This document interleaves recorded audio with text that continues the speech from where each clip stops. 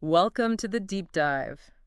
Today, we're going deep on something you don't always see on a knowledge podcast, Oh. a morning prayer. Hmm.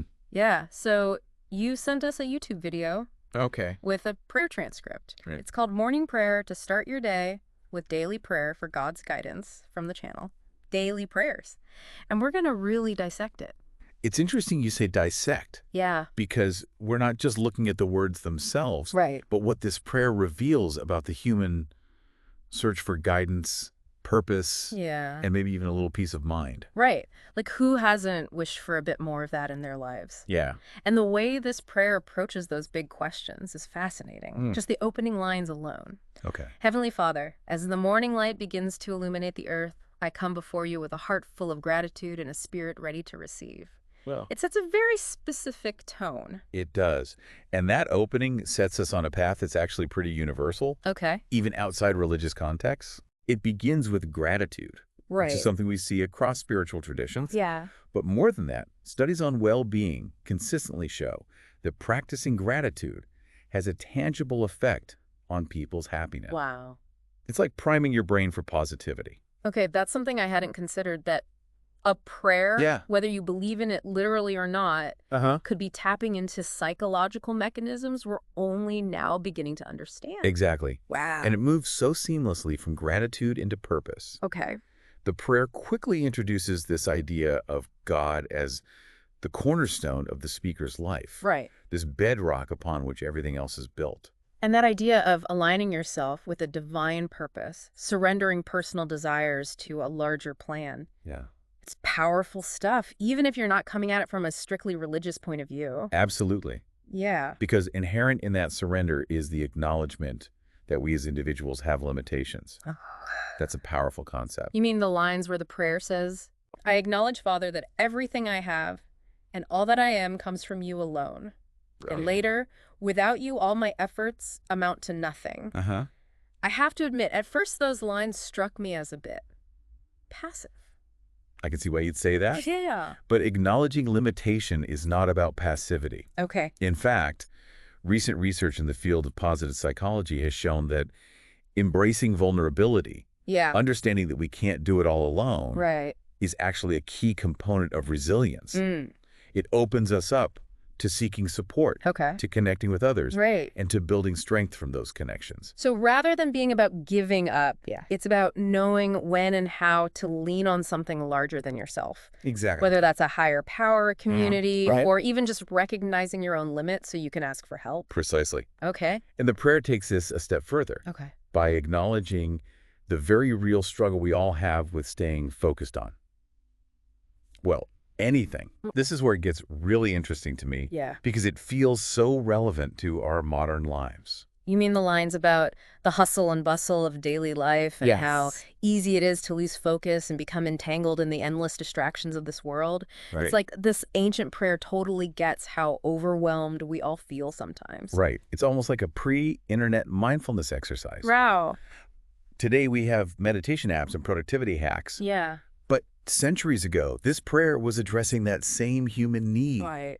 to carve out space for clarity amidst chaos. Mm. The language may be different, Yeah. but the core desire is the same. It's amazing how much depth we're finding in something that on the surface seems so simple. It speaks to the enduring power of these spiritual practices, doesn't it? Yeah. That even across centuries, Right. they're grappling with fundamental human experiences. Yeah. And this theme of distraction leads us right into another big one. Okay. The idea of trusting in a higher plan, Right. even when things feel chaotic. Where the prayer says, You, Lord, have set a divine plan for my life, and I willingly lay down my own desires, my plans, and my will, surrendering them all at your feet. Right. I can see how that could be comforting to some people, Yeah. but also a little scary, right? Mhm. Like giving up all agency. It's a delicate balance. Yeah. On one hand, the idea of surrendering control can be incredibly liberating. Right. It allows us to step back from the constant pressure of having to figure everything out Okay. to make the right decisions all the time. Right.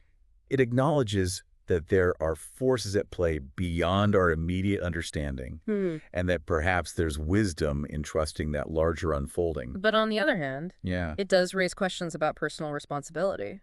If everything is predetermined, Right. what's the point of even trying? That's a valid question, Yeah. and one that theologians and philosophers have debated for centuries. Right. However, I think it's important to remember that surrender in this context isn't about passivity. Right. It's about aligning your will with what you perceive to be a greater good, Right. a higher purpose. Right. It's about discerning the difference between what you can control and what you can't, Right. and focusing your energy on what you can influence. So it's less about sitting back and letting fate happen, Yes. and more about choosing to act in accordance with a set of values or beliefs, even when the outcome is uncertain. Exactly. Mm-hmm. And this takes us to another key theme in the prayer, Okay. the request for courage. Right. Because let's be honest. Yeah. It takes a certain amount of bravery to truly surrender control. Right. To embrace the unknown. Yeah. The prayer acknowledges that fear is a natural part of this process. And it directly asks for the strength to overcome that fear. It says, grant me the courage to let go of my fears and worries, knowing that you are always with me. It's interesting how it ties courage to this idea of not being alone, Right. of having support, even if that support is coming from a non-tangible source. That's a crucial point. Okay. The prayer isn't just about seeking strength in isolation. Right. It's about connecting to something larger than oneself. Right. Whether that's a divine entity, a community, or even just a deeply held belief system. Okay. This sense of connection is often what allows us to face challenges with greater resilience. And the prayer definitely doesn't shy away from challenges. No. It talks about finding rest in God. Yes. About overcoming obstacles with divine help. Right. There's this beautiful imagery of being a refuge in the storm and an unshakable fortress. It is. It's evocative, even if you're not religious. It is. Yeah. Those metaphors speak to a deep human need for safety and security. Yeah. Especially during times of hardship. Right. And while the prayer frames this in a religious context, we see similar themes across cultures and belief systems. Right. The idea that there is a source of strength and comfort we can tap into when things get tough. And often that source of strength comes from community. Absolutely. From knowing you're not alone in your struggles. Social support is a key factor in resilience. Studies have shown time and again that people who have strong social connections are better able to cope with stress, adversity, and even trauma. Right. Whether it's through shared faith, family ties, Yeah. or simply having a network of friends and loved ones. Right. That sense of belonging is incredibly powerful. So even in a prayer that's focused on the individual's relationship with a higher power, there's this implicit recognition of the importance of community.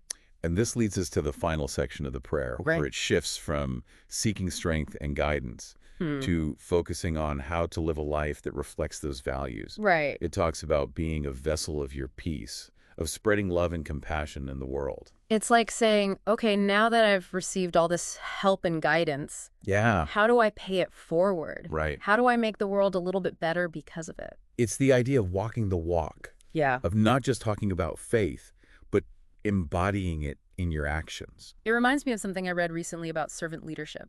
The idea that true leadership is about serving others. Right. About using your position to empower those around you. That's a beautiful connection. Yeah. And it highlights how the themes in this prayer, though framed in religious language, can resonate with broader ethical and philosophical principles. Right. It's about living a life of purpose, of integrity, and of service to something larger than oneself. Which brings us to the big question. Yeah. What does all of this mean for you, the listener? Even if you don't subscribe to the same beliefs as the person who wrote this prayer. Right. What resonates with you?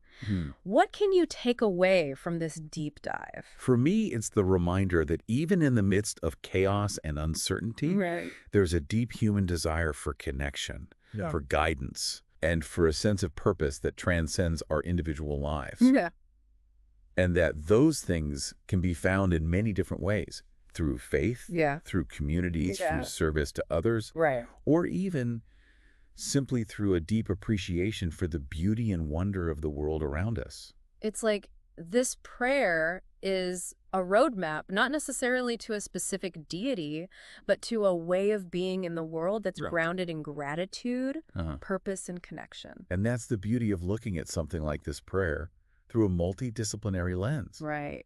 we can appreciate it for its spiritual significance, Yeah. while also recognizing the psychological and social insights it offers. Right. It's not an either-or situation. It's like we're enriching our understanding of the prayer by bringing in these other perspectives, right? Precisely. Yeah. And it allows us to connect this ancient text to our own modern lives, Right. to see how the challenges and aspirations of people centuries ago are still relevant today. Which brings us back to you, dear listener. Yeah. What stood out to you in this prayer? Mm-hmm. Did anything surprise you? Yeah. Did it spark any new ideas or questions? We'd love to hear your thoughts. And hey, maybe this deep dive will inspire you to start your own morning routine with a little reflection, even if it's not a formal prayer. Right. Who knows? You might discover some hidden depth within yourself. Until next time, keep diving deep.